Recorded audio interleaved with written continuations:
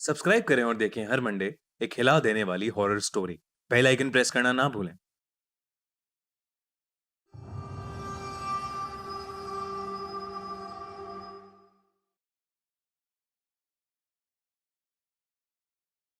कहते हैं आईना हमसे कभी झूठ नहीं कहता, मगर कई कल्चर्स में आईनों से जुड़े बहुत से सुपरस्टिशंस हैं। माना जाता है कि मिरर्स हमें एक पैरेलल वर्ल्ड से जोड़ते हैं, पर अगर ये मिरर्स हमें एक ऐसे वर्ल्ड में ले जाएं जहां से हम बाहर ही ना आ सकें तो हर बार जब हम अपनी खूबसूरती को शीशे के सामने निहारते हैं तो बदले में वो शीशा अगर हमसे हमारी खूबसूरती का एक हिस्सा ले ले तो ऐसी ही एक कहानी है न्यूयॉर्क शहर में रह रही कैरल की। न्यूयॉर्क सिटी, सपनों का शहर। कैरल का बचपन से सपना था कि वो अपनी लाइफ न्यूयॉर्क सिटी में जिए, और जब कैरल की पहली नॉवेल बेस्ट सेलर बनी, उसके सभी सपने सच होने लगे। उसने न्यूयॉर्क सिटी में एक बहुत ही बड़ा सा अपार्टमेंट खरीदा। कैरल अपने अपार्टमेंट के इंटीरियर को लेकर काफी सिलेक्टिव थी, तो उसने डिसाइड किया कि वो खुद ही अपने घर का इंटीरियर करेगी। वो अपने बचपन की दोस्त सूजन के साथ अपने नए घर की शॉपिंग के लिए निकल पड़ी। पूरे दिन शॉपिंग और घर सेट करने के लिए तरह तरह के कामों के बाद दोनों काफी थक गए थे। वो वापस कैरल के अपार्टमेंट की तरफ लौट ही रहे थे कि कैरल की नजर रोड साइड पर रखे एक मिरर और उसके सामने बैठे एक बूढ़े आदमी पर पड़ी। कैरल उसके पास जाने लगी। कैरल के उस मिरर के सामने आते ही वो बूढ़ा आदमी पागलों की तरह चिल्लाते हुए वहां से भाग गया।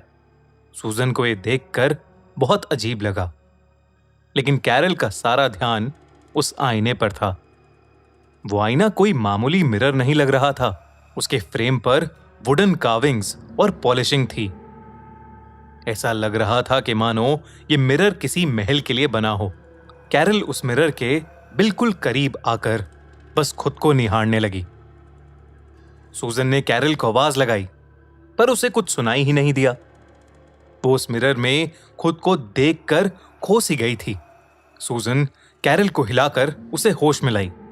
कैरल ने उस मिरर को उठाया और सूजन से कहने लगी, ये मेरे घर में कितना अच्छा लगेगा ना। इससे पहले कि सूजन कुछ बोलती, कैरल उस मिरर को लेकर आगे चलने लगी। वो दोनों घर पहुंच गए और कैरल ने उस मिरर को अपने बेडरूम में लगाया और उसे देखकर मुस्कुराने लगी। कैरल की खुशी को देखकर ऐसा लग रहा था मानो उसे वो चीज मिल गई हो जिसने उसके घर को पूरा कर दिया हो। अगली सुबह कैरल नहाकर अपने बेडरूम में आई और उसकी नजर उस मिरर में दिख रही अपनी रिफ्लेक्शन पर पड़ी। कैरल फिर से अपनी ही रिफ्लेक्शन में खो गई। वो बस चेहरे पर एक मुस्कान लिए खुद को निहारती रही। तभी कैरल का मोबाइल बज उठा और कैरल फोन की घंटी सुनकर अचानक से होश में आई। वो फोन में दिख रहे टाइम को देखकर चौंक उठी। 2 घंटे बीत चुके थे। वो न जाने कितनी देर से बस खुद को ही उस मिरर में निहार रही थी। पर यह सिलसिला यहां रुका नहीं। कैरल उस मिरर से ऑब्सेस हो गई थी। समय के साथ उसने घर से बाहर निकलना ही बंद कर दिया था और सुबह शाम बस घंटों तक उस मिरर के सामने बैठकर वो खुद को निहारती रहती। एक दिन कैरल की फ्रेंड सूजन ने उसे मॉर्निंग रन के लिए इनवाइट किया। सूजन के बहुत जिद करने के बाद कैरल मान गई। अगले दिन सूजन पार्क में कैरल का इंतजार कर रही थी, लेकिन जब कैरल पार्क में पहुंची तो सूजन उसे पहचान ही नहीं पाई। सूजन को कैरल उसकी असली उम्र से लगभग 10 साल बड़ी लग रही थी। उसने जब ये बात कैरल को कही तो कैरल को कुछ समझ नहीं आया। जब कैरल ने परेशान होकर अपने फोन कैमरा में खुद को देखा तो वो चिल्ला उठी। उसके मुंह पर बहुत सारे रिंकल्स हो गए थे और उसके बाल सफेद पड़ने लगे थे। कैरल ये देखकर शौक में चली गई और किसी इंपॉर्टेंट काम का बहाना देकर अपने घर की तरफ रवाना हो गई। वो अपने घर में घुसते ही अपने बेडरूम की तरफ भागी। जहां वो मिरर था। उस मिरर में खुद को देखकर वो फिर से खुश होने लगी, क्योंकि उसमें उसे वही यंग और ब्यूटीफुल कैरल दिख रही थी। लेकिन उस दिन उस मिरर को देखते देखते अचानक कैरल थोड़ा डिजी फील करने लगी और वो नींद की बेहोशी में नीचे गिर पड़ी।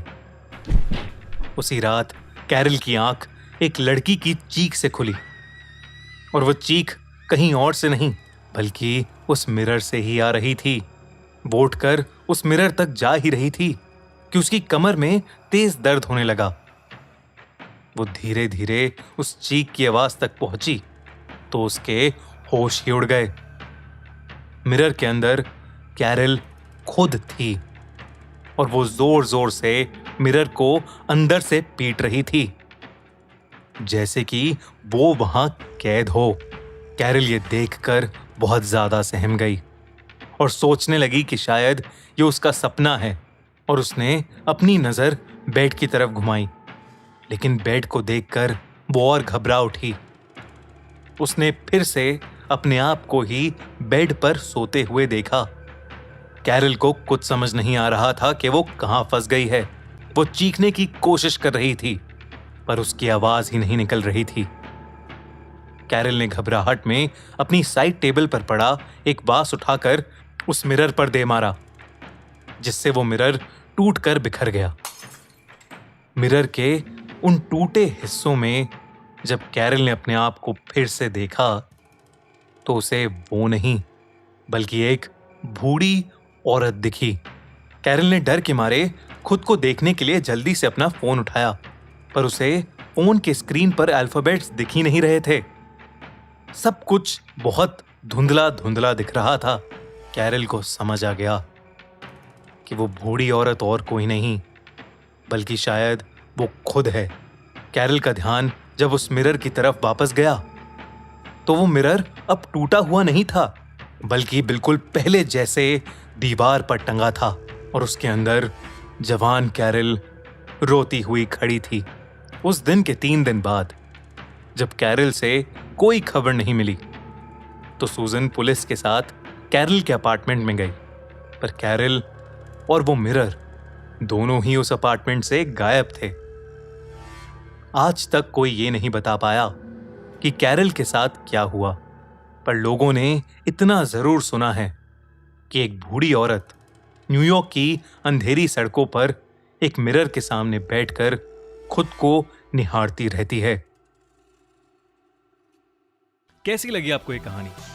अगर अच्छी लगी तो अभी सब्सक्राइब बटन दबाओ और हमारे चैनल खूनी मंडे को सब्सक्राइब करो यार, और देखते रहो हर हफ्ते एक दिल दहला देने वाली हॉरर स्टोरी।